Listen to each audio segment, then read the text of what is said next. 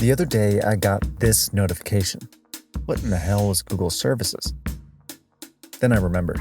Back in April, my favorite team, the Washington Capitals, played the New York Rangers in the NHL playoffs. Typically, I watch most Caps games through my ESPN Plus account. Well, technically, it's my brother-in-law Dave's account, but he's cool with it, I think. But since I live in New York City, the games in New York would be blacked out on ESPN and only available on cable or via YouTube TV, which is owned by Google. It was the playoffs, so I signed up for a free trial and totally planned to cancel it after the Rangers series until next month. The European Football Championship started, available only on Fox. Then the Copa America tournament, also only on Fox. Then the Olympics, only on NBC and a streaming platform Peacock. Then the US Open, only on ESPN. A YouTube TV account would get me all of these, but it was $80 a month. And that hurts, because I already pay $15 a month for Amazon, $10 a month for Apple, $14 for Netflix, and $10 for Hulu, partly to watch other sports. And it's only a matter of time before Dave changes his ESPN Plus password. These days, it's getting harder and more expensive to watch live sports. I think these things have kind of spiraled to the point, where there's frustration, there's confusion. Sports are stuck in the middle of an all-out war in television. Now, the questions are, why is that making them more expensive to watch? And can fans keep up?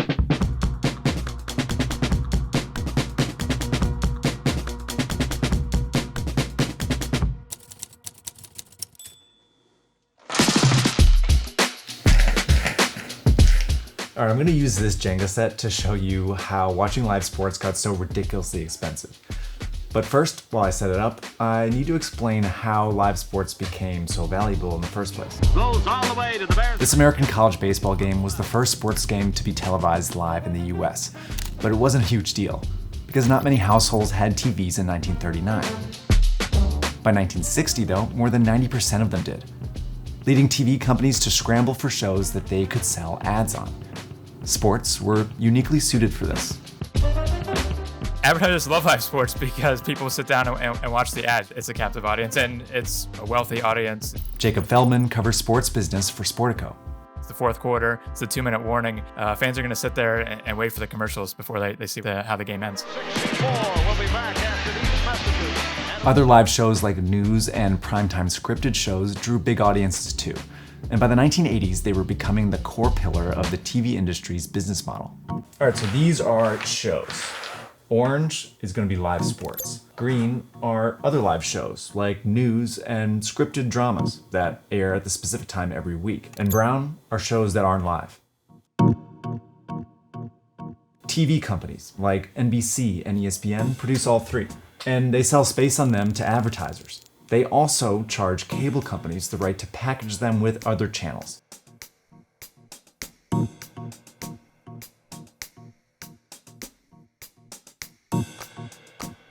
This is called the cable bundle, and cable companies would sell to customers for one easy price. So live sports are the most valuable shows in this bundle, but they're also some of the most expensive. And that's because TV companies need to buy the rights to these shows from sports leagues, say like the NFL or NBA. Now the magic of the bundle is that this was the only way to watch TV. Even if you just watched nature shows or soap operas, tough. You had to pay for all of it. And that demand allowed cable companies to sell it to everyone for a reasonably low price. Yeah, I think it was a great business for everybody. Cable companies were making a lot of money because everybody was subscribing, and even if they raised the rates, people kept subscribing because what are you going to do, not have TV? Of course not. Until the internet arrived. So the most surprising thing that's happened to me over the last year is that I've managed to become a morning person.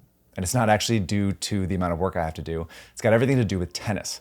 So I started playing a couple of years ago, and I quickly learned a lesson. If you want to play tennis in New York City, you've got to get up early and grab a court. That means I needed a routine, it had to be fast, and had to get me ready to play because losing was not an option. Now, a key part of that routine is the sponsor of today's video, AG1. AG1 is a delicious nutritional drink that I use every day first thing in the morning. Think of it as like a multivitamin, probiotic, and dose of superfood all in one. And it's super easy to make. I just add 1 scoop to some icy cool water. Since it's winter and I feel sad, I add a bit of vitamin D3 and K2, and then shake it up, drink it up, and head out the door. I primarily love AG1 because of the energy I feel it gives me after I drink it. it. It's got B vitamins, which promote energy without the kind of crash that comes with caffeine. The other reason I love AG1 is because of the peace of mind it gives me. No matter where my day ends up or what I end up eating, I feel rest assured because of the AG1 I had in the morning. All right, so here's the deal. Head to drinkag1.com/searchparty or use this QR code and you'll get $20 off your first subscription with AG1. Again, I recommend AG1. I use it every day. Now's a great time to try it out. Thanks again to AG1 for supporting Search Party. Now I'll take you back to the video.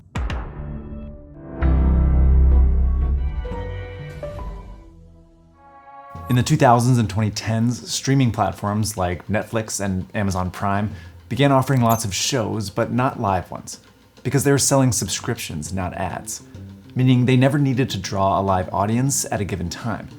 Instead, for a monthly fee, they let viewers watch as many episodes of Friends or Breaking Bad as they wanted.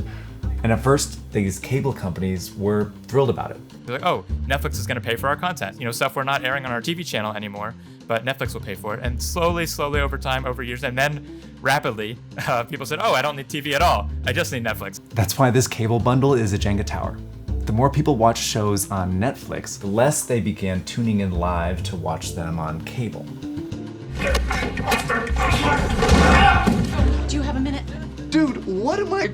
Rachel's here, so good luck, man. Then the less time they spent on cable meant fewer people watching these live shows. People are going to watch Saturday Night Live on YouTube. They're going to watch the best Jimmy Fallon bit on YouTube. I don't need to sit there for 45 minutes to see one 5-minute interview with a celebrity like I did 25 years ago. Eventually, by the 2010s, the only shows that people were tuning in live for were sports. This chart shows that in 2002, the audience for an average NFL game was 52% bigger than for a non-sports primetime show. By 2012, it was 154% bigger. This meant the only shows that TV companies could make a lot of money on were sports, and the sports leagues knew it. Take the NFL. Every few years, it charged more and more for the rights to televise their games, and TV companies had little choice but to pay them. As TV companies started paying more for sports, they began charging cable companies higher fees to carry them. And cable companies had to start raising their prices on their customers. By 2013, it was near $70. Too much for a lot of folks when they could watch TV elsewhere. This is about when watching TV got a lot more expensive for most people. But many sports fans kept paying for cable, and for many it was still worth it. One subscription got them a mix of every sport. If they didn't want other shows, they didn't need to subscribe to other platforms. And if they wanted more games, they could pay a little extra to get more games in their cable bundle. But as the bundle became more dependent on sports games, streaming companies smelled blood. And Amazon took the first bite. In sports, NFL fans may be facing big changes when it comes to watching games. Amazon Prime will have exclusive rights for Thursday Night Football. It was a small piece of NFL, but a huge deal because it was the first game not to air on cable. Amazon used it to get people to subscribe to Amazon Prime. The NFL wanted to start getting games on streaming platforms because that's where people were increasingly watching. But it was also part of a lucrative strategy. For decades, the NFL had divided up its games to get more TV companies to bid on them. But now it was slicing them into even smaller pieces so that streaming companies would bid too, and they would make more money. This season, the NFL sold an exclusive game to NBC's platform Peacock. It sold another exclusively to ESPN+. We don't have an ESPN+. What do I do? It's gonna be...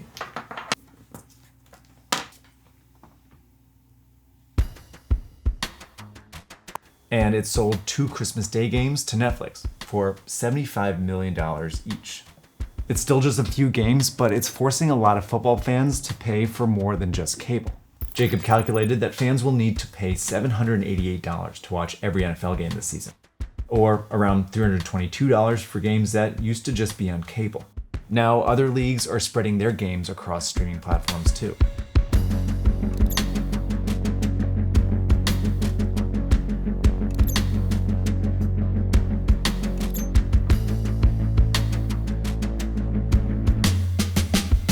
Major League Baseball now has games across cable, HBO, Peacock, YouTube, and Apple TV. Starting in 2025, the NBA will have games on cable, Peacock, plus 66 games on Amazon Prime. And Amazon also just bought Monday Night Hockey from the NHL. The MLS, bucking the trend, has all its games on Apple TV.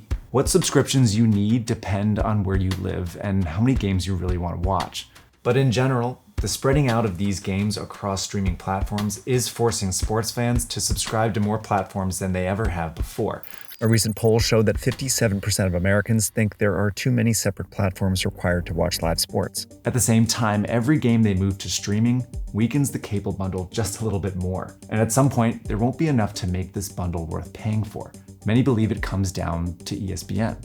In 2025, it announced launching a standalone streaming platform, and many believe it could kill the cable bundle, because without ESPN, it won't have enough live sports to make it worth buying.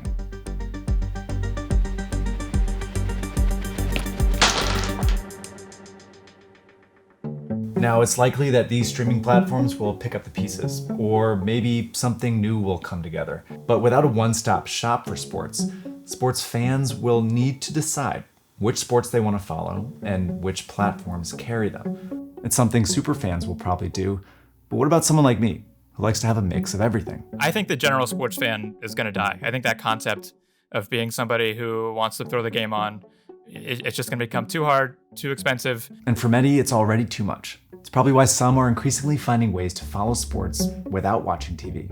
A recent YouGov poll shows that people between age 18 and 24 are watching far less live sports than any other age group. Instead, they're more likely to just watch highlights, follow players on social media, and play sports video games. I do think a lot of people, and Netflix train them this way. Look, if it's on the platform or the app or whatever that I use, great, I'll watch. Otherwise, I'll watch the highlights on Instagram. And I think that's kind of what the next generation is learning. Leagues are responding by promoting video games, producing documentaries, and pushing more content on social media. But these things can't exist without live competitions. And live sports can't exist unless someone's there to watch them. How big of a problem is that, do you think, to sports leagues?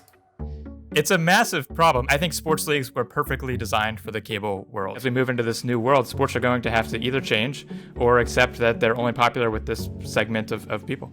By making games more expensive to watch, leagues are earning billions of dollars now. But they could be taking a huge risk by pushing fans away from watching in the future. All right, thanks for watching. If you haven't subscribed yet to Search Party, now is your chance. We cover sports and geopolitics. We're out every 2 weeks. I'm working on what sorts of things we're going to cover in 2025. As always, I'm open and really need your suggestions. So shoot me an email or leave a comment or tweet at me. Looking forward to those. Thanks for supporting Search Party. We'll see you next week.